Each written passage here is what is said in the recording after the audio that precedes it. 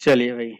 तो देखिए एक्चुअली क्या है ना कि हमने लास्ट टाइम पे रूम डेटाबेस का यूज करके लॉगिन सीख लिया था और रजिस्ट्रेशन। ठीक है।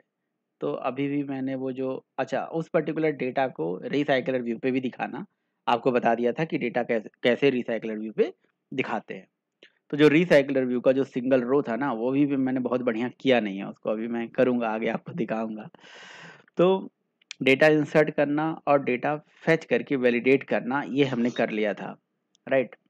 लेकिन हमारी रिक्वायरमेंट थी, म्यूट कर लीजिए भाई जो भी आया है। हमारी ऐसी रिक्वायरमेंट थी कि हम चाहते हैं ना कि हम अपना एक इमेज डेटाबेस में स्टोर करें, राइट? और इमेज को डेटाबेस में स्टोर करके उस इमेज को हम फेच करें, ठीक है? वैसे देखिए रूम डेटाबेस का जो मतलब सजेशन है वो ये कहते हैं कि भाई कोई अगर टेक्सटुअल डेटा आप रखना चाहते हो, जैसे मान लो प्रिमिटिव डेटा रखना चाहते हो, तो प्रिमिटिव डेटा या स्ट्रिंग टाइप का डेटा, इस तरह के डेटा को ये रख सकते हैं। बट इमेजेस को ना ये स्टोर करने की रिकमेंडेशन नहीं देते हैं कि आप इमेज स्टोर करो, और करना भी नहीं चाहिए। लेकिन सम टाइम ऐसी ज़रूरत मान लीजिए हमारे पास आ गई कि हमारे पास सर्वर से डेटा आ रहा है और हमें कुछ इमेजेस को अपने डेटाबेस में स्टोर करना है, तो हम कर सकते हैं, कोई दिक्कत नहीं है। इसके लिए हमें क्या करना पड़ेगा, इमेजेस को स्टोर कराने के लिए अपना जो भी हम डेटा टाइप बनाएँगे, जो भी हम टाइप डिक्लेयर करेंगे, उस पर्टिकुलर टाइप के आगे, ठीक है? एट द रेट जो हम भी कॉलम वगैरह बनाएँगे, तो उसमें हमें कॉलम का जो टाइप देना होगा ऐसे स्पेसिफ़ाई करना पड़ेगा ब्लॉब टाइप का। क्योंकि ब्लॉब तो होता था, जैसे आपने मायस्क्वेल वगैरह भी पढ़ रखा है, तो मायस्क्वेल में भी अगर कोई बाइनरी डेटा होती है, टेक्स्ट डेटा तो डायरेक्टली स्टोर हो जाती है, बट एक बाइनरी डेटा को स्टोर करने के लिए हम जो है ब्लॉब अपने कॉलम के आगे लगाते हैं। तो जब आप ब्लॉब टाइप का दोगे ना, तो ये ब्लॉब टाइप का जो डेटा है, बाइनरी डेटा है, इसको आपका जो रूम डेटाबेस है स्टोर करने की डायरेक्ट फैसिलिटी नहीं देता है। अब जैसे मेरे पास एक इमेज आएगी और मैं उससे कहूँगा कि जी डायरेक्टली स्टोर कर दो, तो इमेज को डायरेक्टली स्टोर नहीं कर पाएगा ये। तो फिर क्या करना पड़ेगा, इसके लिए हमें थोड़ा-सा यहाँ पे पार्सिंग करना पड़ेगा, कन्वर्जन करना पड़ेगा। मतलब हम जो है, हम जो इमेजेस वगैरह गेट करते हैं नॉर्मली, तो वो किस फॉर्म में होता है मैं आपको बताऊँ। देखो यहाँ पे मैंने सारे प्रोग्राम बना रखे हैं, बस मैं आपको समझाऊँगा। अपलोड इमेज, ठीक है? तो जब हम जैसे हम कहीं से भी इमेज गेट करते हैं, चाहे गैलरी से गेट करेंगे या कहीं से भी गेट करते हैं, तो इन जनरल जो होता है डेटा, जब हम गेट करते हैं तो वो डेटा हमारा स्ट्रिंग फॉर्म में आता है, राइट? अब स्ट्रिंग फॉर्म का जो डेटा होता है, जैसे स्ट्रिंग यूआरआई हमारे पास आ गया, अगर हमने अपने गैलरी से ब्राउज़ करा या हमने अपने फ़ोन से उसे कैप्चर करा, तो अब स्ट्रिंग को जो है हमें बिटमैप में कन्वर्ट करना पड़ेगा। तो इसके लिए एक एक्स्ट्रा टास्क हमें करना पड़ेगा, इसकी पार्सिंग करनी पड़ेगी स्ट्रिंग को बिटमैप में, और जब बिटमैप वाला डेटा होगा उसको फर्दर स्ट्रिंग में कन्वर्ट करके फिर उस डेटा को हम यहाँ पे दिखाएँगे। तो ये एक्स्ट्रा एफर्ट यहाँ पे लगेगा। तो देखिए कंसेप्ट क्या है कि हमें इमेज स्टोर कराना है डेटाबेस में, ठीक है? तो अभी तक हमने नॉर्मल टेक्स्ट डेटा तो समझ ही लिया कि कैसे स्टोर हो जाता है। अच्छा, इसे स्टोर भी कराएँगे और इसे फेच भी कराएँगे।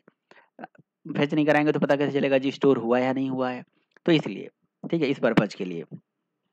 तो पूरे चीज़ को हम समझते हैं, बट कंसेप्ट यही है, देखिए करना नहीं है। अच्छा, मैंने एक चीज़ और देखी है कि भई एप्लीकेशन में जब आप इमेज स्टोर करते हो, तो जो हमारा कर्सर होता है ना, जो इमेज को फेच करता है, उस कर्सर की भी एक लिमिटेशन होती है। वो कहता है कि जी हम इतने एमबी से बड़ा डेटा नहीं ले जा सकते हैं, समझ रहे हो? तो बहुत बड़ा-बड़ा इमेज वगैरह भी आप स्टोर नहीं कर सकते हो डेटाबेस में। फिर कर्सर से फेच करोगे तो फिर समस्या कर देगा वो। तो इसीलिए रिकमेंडेड नहीं है, बट हाँ, सम टाइम अगर ज़रूरत पड़ जाएगी तो आप इमेज को आप स्टोर कर सकते हो। तो इसके लिए देखिए पहले मैं आपको पूरा कहानी चला के दिखा देता हूँ, एप्लीकेशन को पूरा रन करके दिखा देता हूँ, तो आपको थोड़ा-सा बेटर अंडरस्टैंडिंग बन जाएगी कि हम करने क्या वाले हैं, है ना? तो जब एप्लीकेशन यहाँ पे चल जाती है, तो उसको फिर समझना हमारे लिए आसान हो जाता है। तो अब प्रोग्राम वही है, प्रोजेक्ट वही है, उसमें मैंने 2-3 एक्टिविटी बना दिया था। ओहो! यहाँ पे अच्छा नहीं, सॉरी, चलिए ठीक है। मुझे लगा कि ऐसा तो नहीं इम्यूलेटर पे लॉन्च हो रहा है। इम्यूलेटर पे ही लॉन्च हो रहा है भाई ये। ओके, मेरा डिवाइस कनेक्टेड नहीं है। हाँ, इम्यूलेटर मैं सही समझ रहा था, ये इम्यूलेटर पे ही लॉन्च हो रहा था। मैंने ना अपना फ़ोन यहाँ पे कनेक्ट नहीं किया हुआ है, तो मैं इसको बंद कर देता हूँ। अदरवाइज़ ये पूरा जो है ना सिस्टम का तो ऐसी तैसी कर देगा, सिस्टम जो है बहुत जो है स्लो चलने लगेगा। ठीक है, तो अभी हमारा जो इस कनेक्शन को रीट्राई कर लेते हैं। कोई बात नहीं, हम दोबारा री कैंसिल करके दोबारा लॉन्च कर लेते हैं, क्योंकि ये कनेक्टेड नहीं था उस टाइम पे, तो हम दोबारा कनेक्ट कर लेते हैं, फिर लॉन्च करें। ठीक है, तो वाइज़र हमारा कनेक्टेड हो गया। अब इसको हम लॉन्च कर लेते हैं और एप्लीकेशन को मैं पहले यहाँ पे रन कर देता हूँ। ओके, अभी मेरी ना कुछ प्रोसेसिंग ऐसा लग रहा है कि यहाँ पे कुछ प्रोसेसिंग जो है अभी भी चल रहा है मेमोरी में। ठीक है, अब जिसकी वजह से इसको आगे बढ़ने नहीं दे रहा है। सो लेट मी री ओपन द प्रोजेक्ट अगेन। ठीक है, कोई दिक्कत नहीं है। ओके, तो हमारा ADB वाईफाई फिर से डिस्कनेक्ट हो गया होगा।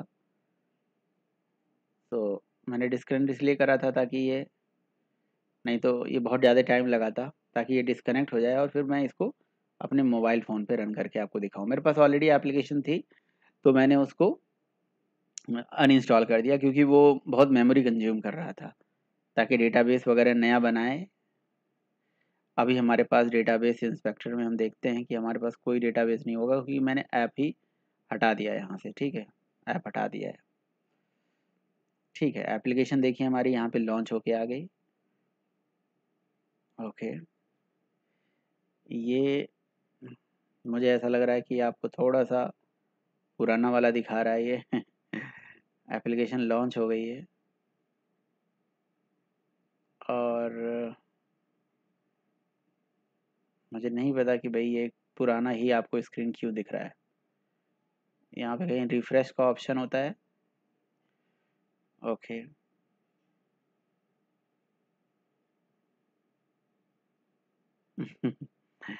ओके, क्लोज कर देते हैं, अगेन ओपन कर लेते हैं।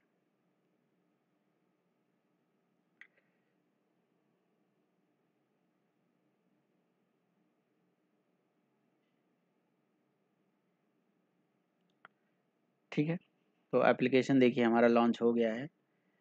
तो अभी मैंने ना वही सेम प्रोजेक्ट था मेरा, लेकिन इसमें मैंने मैनिफेस्ट में जाके एक्टिविटी का नाम चेंज कर दिया बस, ताकि ये जो हमारा एक्टिविटी है ये अलग से ओपन होके आ जाए।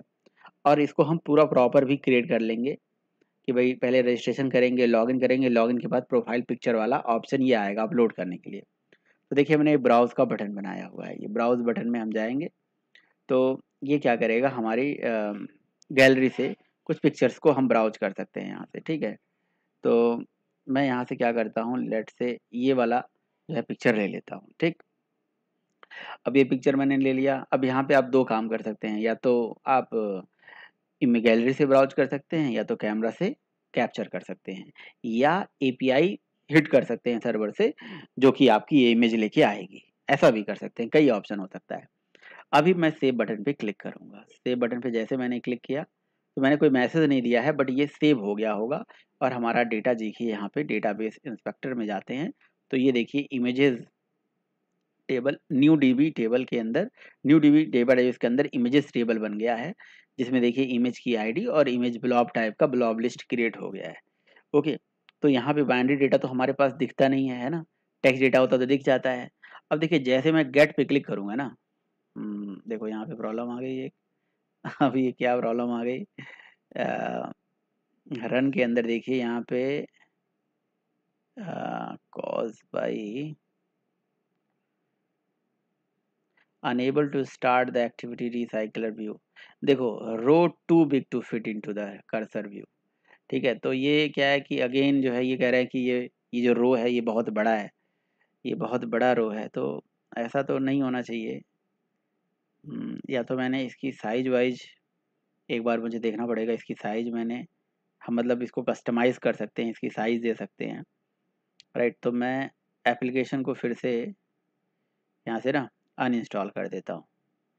मुझे लग रहा है कि ये एप्लीकेशन ये पहले से मेरे फ़ोन में थी और उसके वजह से ना ये इसमें डेटा इसलिए जल्दी लॉन्च भी हो गई थी ये।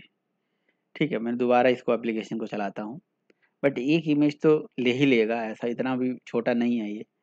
ठीक है, हाँ, वो मेरे पास एप्लीकेशन ना ऑलरेडी थी, तो इसीलिए ऐसा दिक्कत आया था।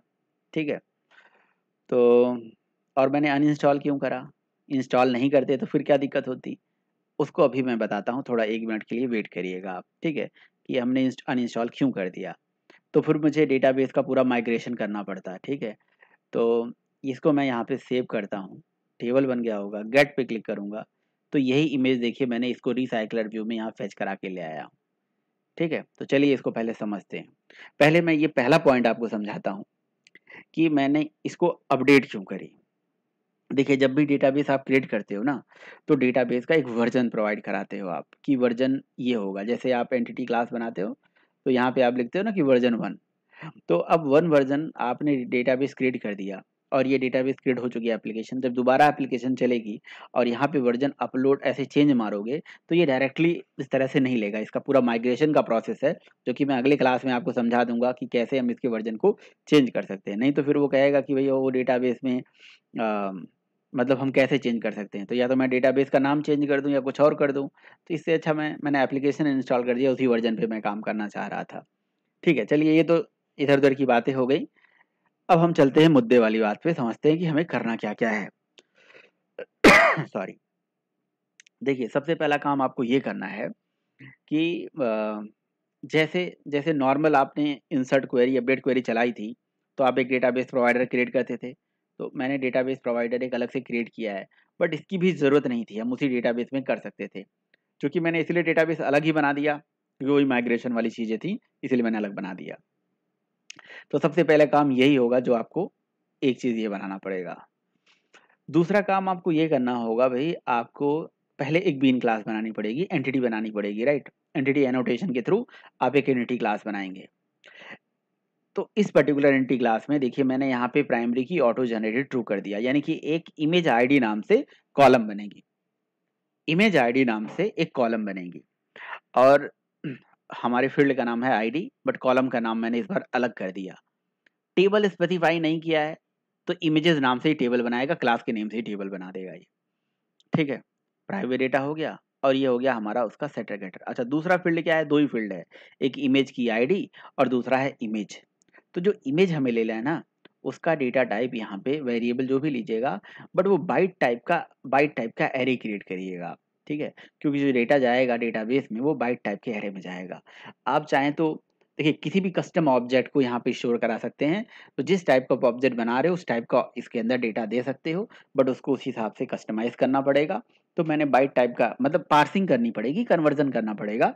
अब अगर हमने बाइट टाइप का एरे लिया है, तो मुझे बाइट टाइप के एरे में ही यहाँ पे डेटा पास करना पड़ेगा, राइट? और हमें अपने रूम डेटाबेस को बताना पड़ेगा कि भई हमारा जो डेटाबेस है वो है वो उस डेटाबेस का जो कॉलम है वो ब्लॉब टाइप का होगा। तो उसके लिए टाइप एफिनिटी करके होता है ये की और उसकी वैल्यू हमें ये देना है। ये अपने आप आ जाता है। जब आप यहाँ पे लगाते हो ना, तो ये देखिए ये अपने आप आ जाता है। तो इसके साथ और क्या-क्या कॉलम आ सकता है वो बताएगा। तो इसमें हमने बता दिया कि कॉलम डॉट ब्लॉब, ठीक? अच्छा, तो ये हमारे कॉलम का नाम हो गया। बाकी सेट रेगेटर है। तो एंटिटी हमारी क्लास है। इस एंटिटी का हम बनाते थे डाओ, हर एंटिटी का डाओ बनेगा। तो इस डाओ को हमने क्रिएट कर दिया जिसका नाम है इमेज डाओ, @डाओ एनोटेशन के थ्रू इसको बना दिया और हमने एक इंसर्ट नाम का मेथड क्रिएट कर दिया जिसमें लिख दिया कि इमेजेस टाइप का डेटा जाएगा। इमेजेस मतलब वो क्लास टाइप का डेटा जाएगा, इसके अंदर क्लास का ऑब्जेक्ट जाएगा। ठीक है, तो इंसर्ट के लिए है और जब हम फेच करेंगे तो उसके लिए हमने सेलेक्ट क्वेरी चला दी और इसे पूरा लिस्ट रिटर्न करके लेके आ गए हैं, है ना? और किस टाइप का? इमेजेस टाइप का। तो एक हमने इमेज इंसर्ट करने के लिए इंसर्ट मेथड बना लिया है और उसके बाद फेच करने के लिए इसका गेट मेथड बना दिया है, गेट ऑल इमेज, है ना? Select star from query very चल गई है और इस तरह से हमारा एक डाओ क्रिएट हो गया। डाओ इंटरफेस है, इस इंटरफेस की इम्प्लीमेंटेशन हम नहीं देंगे, ये हमारा रूम डेटाबेस खुद ही देता है। बस हमें करना क्या होता है, मेन काम मेन काम ये करना होता है, जो अपना डेटाबेस प्रोवाइडर क्लास क्रिएट करते हैं उसमें डेटाबेस के साथ अपनी एंटिटी क्लास का नाम, यानी कि इमेजेस क्लास का जो नाम है वो दे दीजिए और एक क्लास मैंने और बना रखा है जिसका नाम है टाइप कन्वर्टर। इसको मैंने एक सपोर्ट नाम से अलग फ़ोल्डर बनाया, देखिए सपोर्ट क्लासेस के नाम से अलग फ़ोल्डर बनाया है। इमेज बिटमैप स्ट्रिंग नाम थोड़ा सा अलाउ और अच्छा रखना चाहिए था। तो जब मैं बना रहा था उस टाइम पे ऐसे जो भी नाम मिला तो मैंने रख लिया। ठीक है, थोड़ा अच्छा नाम रखना चाहिए था कि बिटमैप टू स्ट्रिंग या यूटिलिटी क्लास जो भी है। तो अब देखिए इस क्लास में क्या लिखा हुआ है, बस इस कोड को थोड़ा समझिए। एक सिंपल सी क्लास है। अच्छा, मैंने एक चीज़ और देखा है कि जो डेटाबेस प्रोवाइडर क्लास है ना, यहाँ पे इसका नाम अगर नहीं भी देते हो तब भी चल जाता है, ये कोई ज़रूरी नहीं है ना? यहाँ पे इसका नाम प्रोवाइड करना कोई ज़रूरी नहीं है, ठीक? At the rate type converter करके। अच्छा, ये जो हमारा इमेज बिटमैप स्ट्रिंग करके क्लास बनाई गई है, इस क्लास का क्या पर्पज़ है, वो अभी आप समझिएगा।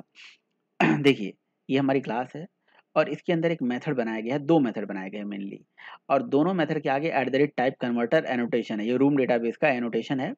ये हम उस मेथड के आगे लगाते हैं जिस मेथड में आप पहले बिटमैप यूज़र से लोगे और उससे बाइट रिटर्न कराओगे, और एक है कि वो बाइट एरे लेगा आपसे और उससे बिटमैप रिटर्न होगा। तो हमें 2 मेथड एक बनाना था, एक हम हमारा जो है एक नॉर्मल मेथड क्रिएट करना था जो बाइट आपसे लेगा और एरे रिटर्न करेगा, जो है एक एरे लेगा, और तो वो जो बिटमैप का डेटा होगा उसको इस बाइट टाइप के एरे में कन्वर्ट करने के लिए byte array output stream class होती है, इसको ऑब्जेक्ट बना दिया गया और उसके अंदर कंप्रेस करके एक मेथड पड़ा हुआ है जिसमें जी बिटमैप का कंप्रेस फॉर्मेट डॉट पीएनजी, यानी कि इसको पीएनजी फॉर्मेट में कंप्रेस करा जा रहा है, और ये इंडेक्स जिसको क्वेरी सॉरी क्वालिटी जिसको 0 दे दिया गया कि भैया आप हमें उससे मतलब नहीं है कि क्वालिटी किस फॉर्म में रखना है, जैसे रखना है रख लो। अच्छा, 0 की एक फिक्स वैल्यू होगी कुछ ना कुछ। उसके बाद बाइट टाइप का बाइट स्ट्रीम, जो ये बाइट स्ट्रीम यहाँ से कन्वर्ट होके आया है वो, ये हमें क्या रिटर्न करके दे देगा। अच्छा, ये कंप्रेस कर देगा।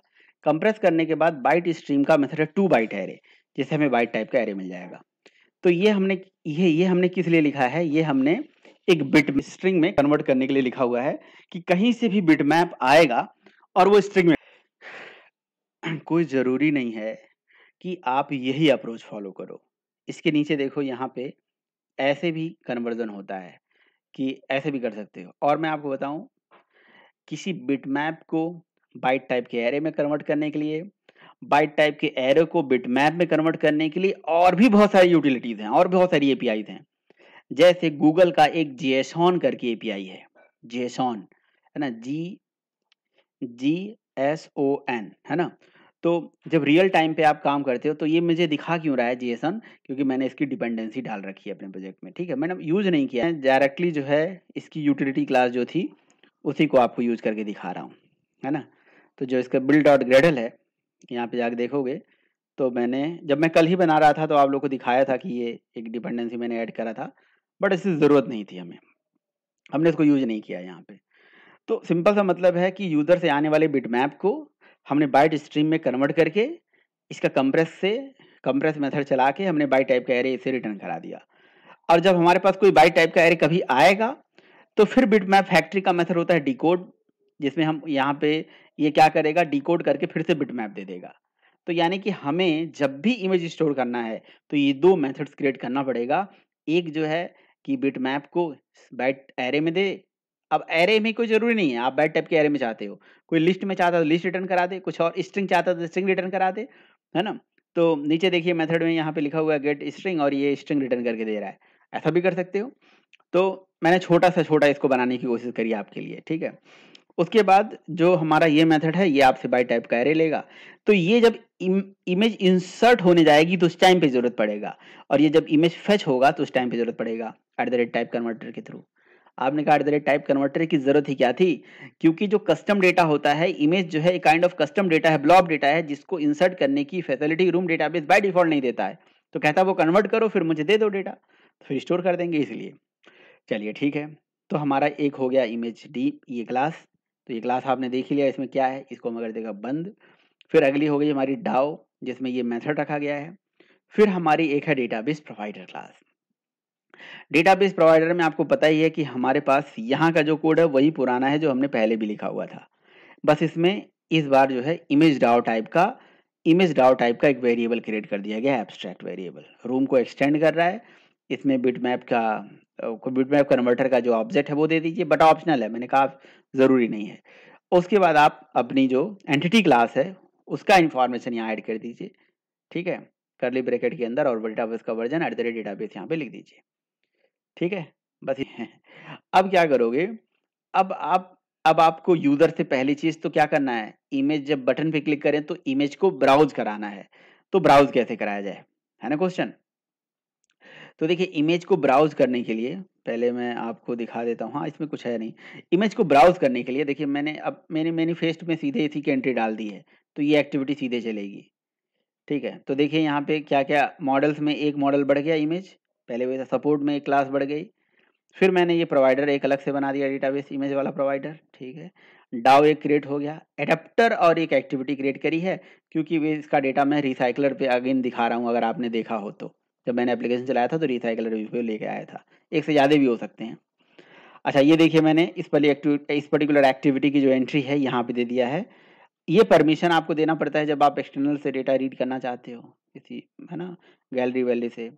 तो ये एक्टिविटी जो है main activity launcher activity upload image करके ये है।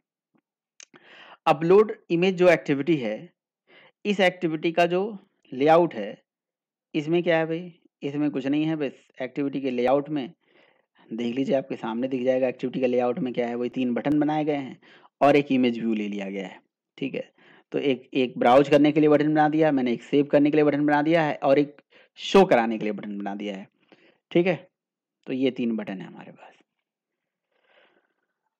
इसको कोड वही में कर लीजिए। यहाँ रेंडरिंग में टाइम लगेगा। देखिए 1 बटन है, 2 बटन है, ठीक है? इसको थोड़ा मैं आपको ऐसे नीचे करके दिखा देता हूँ। 2 बटन है, 3 बटन है सॉरी और एक इमेज व्यू है बस। इतना ही कहानी है और कुछ नहीं है। ठीक है? अच्छा जी। जब इमेज व्यू जैसे आप पहले ब्राउज़ करोगे ना, तो ब्राउज़ करोगे तो उस टाइम पे क्या चलेगा? देखिए, ब्राउज़ के टाइम पे अगर आपको याद हो तो जो इम्प्लिसिट इंटेंट पढ़ाया था, तो उसी टाइम पे बताया था कि हमारे पास एक इंटेंट इंटेंट जो क्लास होती है, इसके अंदर सेट टाइप में आप इमेज स्लैश स्टार लिख दो, तो ये आपके सिस्टम से आपकी गैलरी से जो है इमेज फेच करके लेके आएगी। ठीक है? और इसमें इंटेंट एक्शन साथ में start activity for result method चला दीजिए, इसमें क्रिएट चूज़र करके एक इसके अंदर बना बनाया वेरिएबल है, यही लाइन होती है जिससे इमेज चूज़ हो पाता है, जिसमें एक्चुअली ये 3 पैरामीटर लेता है, लेकिन ये डिप्रिकेटेड का साइन इसलिए आ रहा है क्योंकि ये तीसरा पैरामीटर ऑप्शनल होता है, आप दीजिए ना दीजिए। तो बल ले लिया गया है। यहाँ पे देखिए जिसकी इस कांस्टेंट वेरिएबल जिसकी वैल्यू 200 ले ली गई है, ऊपर है वेरिएबल ये यहाँ पे देखिए ये, ठीक है? तो जब आप इमेज ब्राउज़ करोगे तो इतने कोड से इमेज ब्राउज़ हो जाता है आपके मशीन से, सॉरी आपके मोबाइल फ़ोन से। जब इमेज ब्राउज़ हो जाएगा तो on activity for result method चलता है अपने आप, जिसमें ये सारा इन्फॉर्मेशन आता है, इंटेंट आता है। अगर इसका रिजल्ट कोड ओके है तो आपका पिक्चर ब्राउज़ होगा और उस पिक्चर से एक क्या रिटर्न हो जाएगा, मैं लाइन बाय लाइन कोड नहीं बता रहा हूँ कि इसका क्या मतलब है। आपका जो इमेज है वो आ जाएगा यहाँ से देखिए, इमेज का यूआरएल आ जाएगा। और हमने जो इमेज व्यू बना रखी थी उसकी आईडी गेट करी हुई है ऊपर। जो बटन है उनकी भी आईडी गेट करी गई, इमेज व्यू की भी आईडी गेट करी गई। बटन की आईडी इसलिए नहीं गेट करी है क्योंकि बटन के नाम से मेथड मैंने क्रिएट किया है, सेव वाला सेव नाम से मेथड और गेट वाला गेट नाम से मेथड, ठीक है? तो ये वैसे मेथड हो गए व्यू टाइप के ऑन क्लिक में इसको स्पेसिफाई कर रखा है। तो जो हमारा इमेज व्यू का सेट इमेज रिसोर्स है, यहाँ से इमेज का जो यूआरएल आता है ना, इसको उठा के यहाँ से डाल दिया, तो ये इमेज जो है हमारे उस पे इमेज व्यू पे दिख जाती है। तो जैसे आपने इमेज ब्राउज़ किया था तो देखा था कि इमेज वहाँ पे मतलब रिफ्लेक्ट हो गया था। अच्छा, लेकिन हमारा वो इमेज रिफ्लेक्ट होने से तो काम चलेगा नहीं। हमें तो इमेज को कन्वर्ट करना पड़ेगा। हमें इमेज को कन्वर्ट करना पड़ेगा किसमें? हमें इमेज को कन्वर्ट करना पड़ेगा हमारा इमेज जो है वो बिटमैप में होता है, उसको हमें बाइट टाइप के एरे में कन्वर्ट करना है।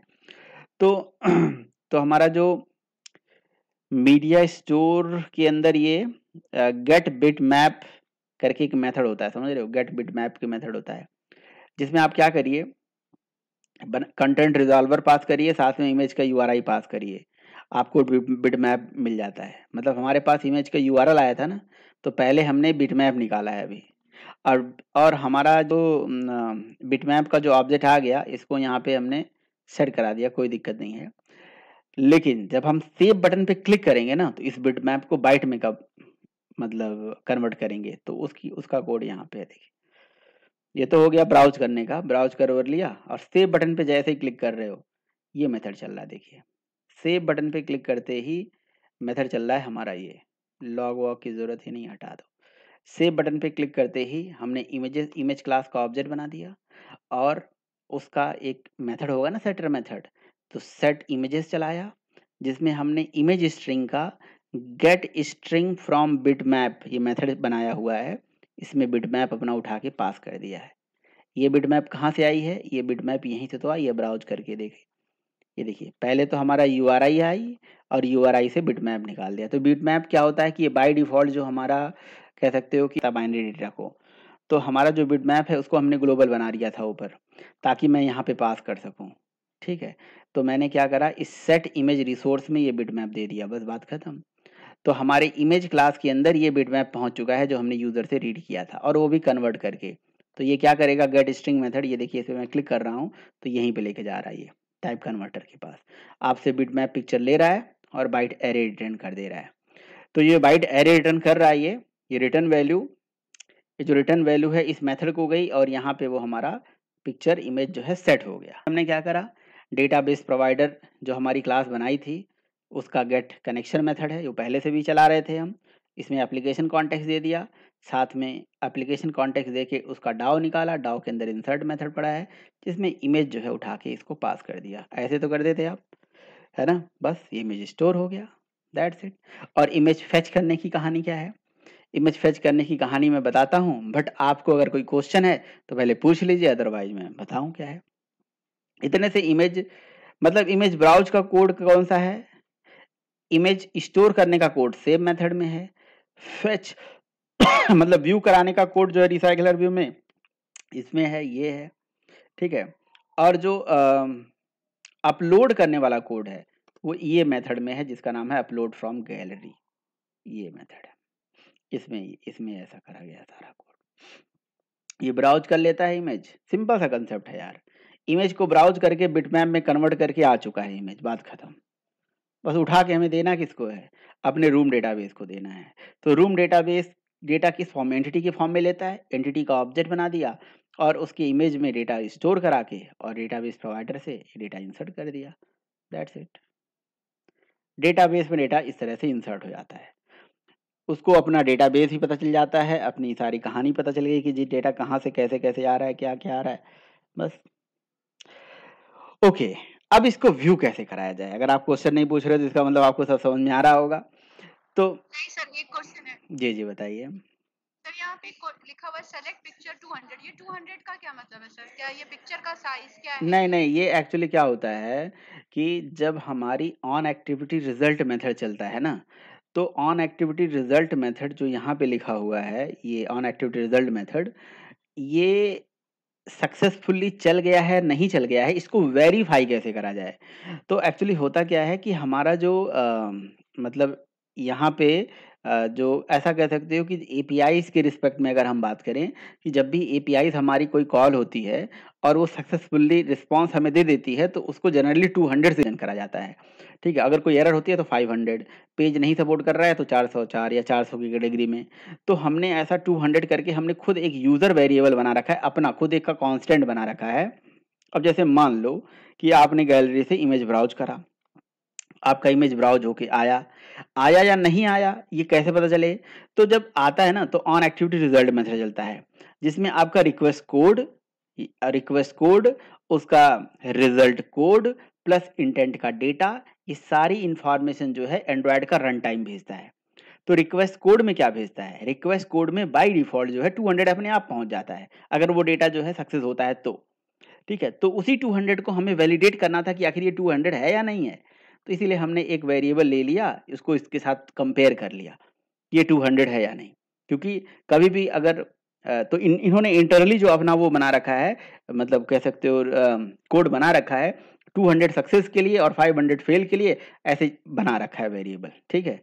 तो इसके अंदर वो सारा चीज़ लिखा हुआ था, इसीलिए हमने 200 से उसे कंपेयर कर दिया कि भाई इसे अच्छा रिजल्ट कोड क्या है?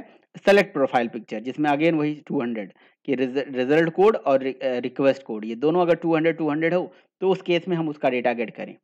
अदरवाइज ऐसा भी तो हो सकता है कि हमने ब्राउज करा और ब्राउज ही नहीं हुआ, और ब्राउज भी नहीं हुआ तो हम गेट करने चले गए, हमें नल मिलेगा। तो इससे अच्छा है कि पहले कंपेयर कर लो कि भैया 200 है कि नहीं, ब्राउज हो चुका है कि नहीं हो चुका है। ब्राउज हो चुका होगा तो ऑन एक्टिविटी रिजल्ट मेथड चल जाएगा। ऑन एक्टिविटी रिजल्ट मेथड कब चलता है? एक होता है स्टार्ट एक्टिविटी मेथड, एक होता है start activity for result method. तो स्टार्ट एक्टिविटी बस एक एक्टिविटी से दूसरे एक्टिविटी पे लेके जाता है, but start activity for result क्या करता है, यहाँ से ले भी जाता है और वहां से आउटपुट लेके भी आता है। तो ये लेके आउटपुट आएगा, यानी कि गैलरी से आपका रिजल्ट कोड और उसका इंटेंट का डेटा, ये सारा इन्फॉर्मेशन आएगा। तो हमें जो रिजल्ट कोड आता है वो 200 आता है, इसलिए 200 से उसको कंपेयर करना होता है, बस ये इसलिए उसको वहां पे लिया गया है। और बताइए।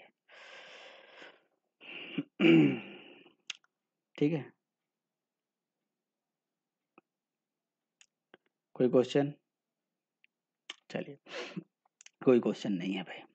अब देखिए, अब हुआ क्या कहानी, हुआ ये कहानी कि अब हमारा जो व्यू का कोड है वो क्या है। अब मुझे एक रिसाइकलर व्यू बनानी पड़ेगी व्यू के केस में, कि भाई हम व्यू करें, जैसे व्यू बटन पे क्लिक करें तो व्यू हो जाए। तो मैंने रिव्यू व्यू बटन पे जैसे क्लिक करोगे ना, गेट बटन पे, इसको गेट व्यू लिख देना चाहिए था कायदे से, जो समझ में आया जल्दी जल्दी में लिख दिया था। ठीक है, स्टार्ट मेथड जैसे ही चलेगा ना, स्टार्ट एक्टिविटी मेथड, इससे हमारा जो रिक्वेस्ट चला जाएगा वो इमेज रिसाइकलर, एक अलग से एक्टिविटी क्लास बना रखी है हमने, इमेज रिसाइकलर। उसमें रिसाइकलर बना रखा है, देखो ये रिसाइकलर व्यू बना रखी है अलग से। ठीक है, ये रिसाइकलर व्यू बना रखी है। इस रिसाइकलर व्यू में क्या कोड लिखना है यार, वही सब कुछ, वही कोड है जो पहले से लिखते आ रहे हो आप। क्या भाई, आप अगर देखो तो डाओ के अंदर मैंने एक गेट ऑल इमेज करके क्वेरी बना रखा था यहाँ पे ऑलरेडी। तो बस हमें इसको कॉल करना होगा। तो हमने क्या करा कि भैया इसको कॉल कर लिया है ना। कैसे कैसे कॉल कर लिया ये मुझे बताने की जरूरत नहीं है। इस ये जैसे ही चलेगा ना, तो सर्वर से, मतलब डेटाबेस से, सॉरी, ये ऑलरेडी हमें लिस्ट ऑफ इमेजेस रिटर्न करके दे देगा। लेकिन वो इमेजेस लिस्ट टाइप की होंगी, और लिस्ट पे तो हमारा काम चल नहीं पाएगा। ठीक है, तो इस पर्टिकुलर डेटा को फर्दर कन्वर्जन की जरूरत पड़ेगी, है ना। इसको कन्वर्ट करने की जरूरत पड़ेगी, इसको मैंने कहीं ना कहीं तो कन्वर्ट करा होगा। तो इस डेटा को लिस्ट जो निकाला है मैंने फिलहाल अभी एडेप्टर को दे दिया। बाकी ये लेआउट वाउट सेट कर दिया, जो कि रिसाइकलर व्यू का कंसेप्ट है। एडेप्टर से डेटा ये पहुंच गई इसके पास, जहां से ये पहुंच गई होल्डर के पास। होल्डर से हमने एक व्यू इन्फ्लेट करा रखी है। ये इस तरह का एक व्यू बना रखा है, जिसमें एक कार्ड व्यू के ऊपर एक इमेज चिपका रखा था बस, जिससे वो डेटा क्लिक करते ही इसी कार्ड पे दिखेगा। ठीक है, और और क्या कर रखा है, ये व्यू होल्डर यहाँ से रिटर्न हुआ।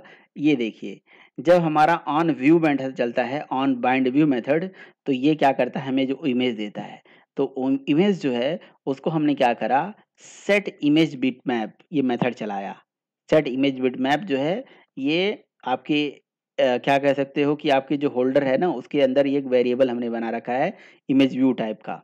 तो उसके मतलब व्यू टाइप का, इमेज व्यू टाइप का। तो इमेज मैप फ्रॉम स्ट्रिंग जो लिखा है ना, स्ट्रिंग मतलब एरे। तो ये डेटा उसको देंगे तो ये हमें कन्वर्ट करके दे देगा। ये देखिए, ये मेथड चल रहा है नीचे वाला, जो कि हमें बिटमैप रिटर्न कर रहा है। हम बाइट दे रहे हैं, बाइट टाइप का एरे देंगे, बिटमैप रिटर्न करके देगा। ठीक है, तो बिटमैप टाइप का डेटा हमें चाहिए होगा वहां पे, इसीलिए हमने ये बिटमैप टाइप का डेटा इसके ऊपर सेट कर दिया। बाकी तो वही कहानी है भाई, ये होल्डर होल्डर की कहानी है, दैट्स इट। तो ये डेटा हमारे उस पर्टिकुलर पे यहाँ पे दिख जाती है। ठीक है, दोबारा एप्लीकेशन को चला लीजिए भाई। हम बैक कर लेते हैं, हम ब्राउज कर लेते हैं कोई और इमेज। ठीक है, पुराना वाला हमारा क्लियर करना पड़ेगा, राइट। सो मैं छोटा सा ही लेता हूँ, और सेव बटन पे चल जाना भाई ज़रूर, है ना। ऐसा ना हो कि सेव हो गया अब गेट करेंगे तो ये देखिए 2 इमेज आ गया। चलो ठीक है, इसने हमारी लाज रख ली। इसमें तो एक्चुअली क्या है ना, जब साइज इसकी ज़्यादा हो जाती है तो ये क्रैश कर जाता है, कहता है कर्सर की साइज ज़्यादा हो गई है, समझ रहे हो। तो ये हमने क्या करा है, अभी भी अगेन ये थोड़ा बढ़िया नहीं है, बट हम इसको मतलब अगले सेशन में इसको थोड़ा सा, इसको भी, इस पर्टिकुलर व्यू को भी सुधारेंगे। और आपके जो जो लॉगिन करने के बाद जो व्यू आ रहा था, लिस्ट ऑफ यूजर्स की डिटेल आ रही थी, उसको भी। ठीक है, तो ये रिसाइकलर व्यू को इमेज स्टोर करके उसको रिसाइकलर व्यू पे इस तरह से फेच कराने का पूरा कंसेप्ट है। तो जिसमें आपने क्या क्या बनाना है, एक एक्टिविटी बनानी थी, एक एडेप्टर बनाना है। ठीक है, बाकी एक डाओ क्रिएट करना होगा, एक एंटिटी क्रिएट करनी होगी, और एक सपोर्ट क्लास जो इमेज स्ट्रिंग, स्ट्रिंग को इमेज, बाइट बिटमैप को बाइट एरे, बाइट एरे को बिटमैप में कन्वर्ट कर रही है। और उसके बाद आपका एक डेटाबेस प्रोवाइडर। इतनी चीज़ों का ज़रूरत था, राइट। तो ये हो गया आपका पूरा रूम डेटाबेस का। अगला चीज़, तो इसमें देखो पढ़ते रहो, बहुत सारी चीज़ें हैं जो मतलब अभी ख़त्म नहीं होने वाली हैं। फ़िलहाल इसमें कोई दिक्कत हो तो आप लोग पूछ लीजिए, अदरवाइज़